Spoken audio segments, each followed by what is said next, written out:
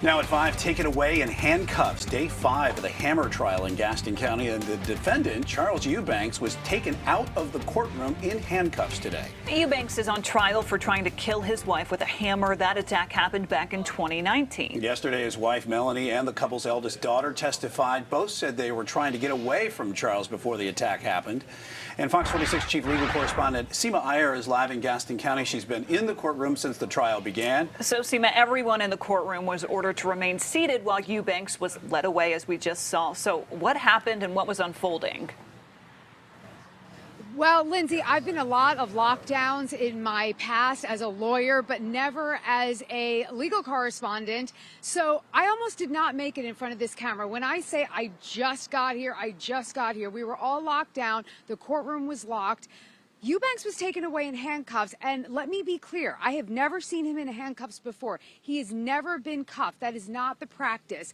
So when they finally opened the doors and allowed us to leave, I asked everybody I possibly could what happened, and nobody would tell me. At the time of the lockdown, but all the lawyers were taken into chambers with the judge. I'll still try to find out what's happening, but right now I just simply do not know, guys. Yeah, and Seema, you know, we had some pretty compelling testimony yesterday from the family, the mother and the daughter, the wife and the daughter.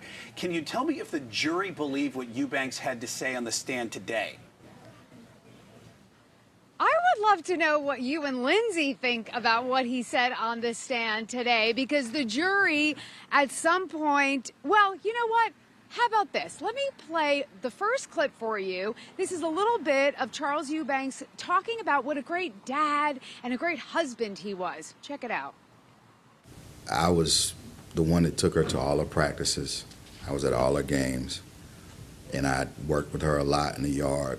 Every volleyball practice, every game, and I enjoyed it. I even bought a net and a ball, and I helped her get better. Her confidence wasn't very high at first, and I worked with her a lot, and then she actually enjoyed it.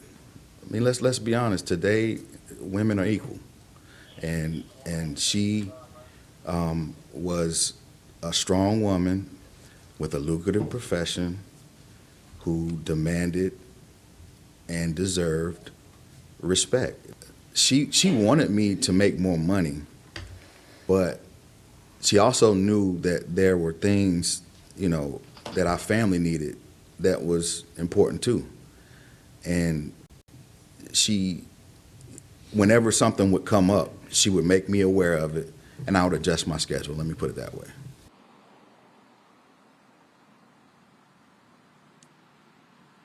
So that whole Father of the Year, Man of the Year speech went on for several hours, but in the afternoon we finally got to the crux of the incident. And let me remind everyone, Melanie Eubanks said that basically Charles assaulted her, he attacked her. But this is what Charles Eubanks said went down that evening. I stand up, and when I stand up, I stood up quickly, and my intentions was to be like, look, Melanie, I'm sorry, you know, it was that was stupid. Where's the hammer at this point? It's still on the floor. What happened next? When I stood up, maybe I startled her, but she bent over, she grabbed the hammer, and as I'm approaching her. When you say she? Melanie. What happened next?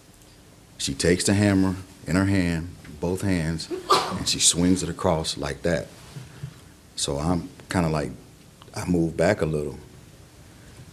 The first thing that I thought is that she's gonna come back with a backhand swing with the claw end of the hammer and do one of these numbers that I don't know why I thought that, but I grabbed both of her wrists while she still has the hammer. The only two options I had was to either throw her on the floor or throw her on the couch. So I took 2 steps and I put her down on the couch.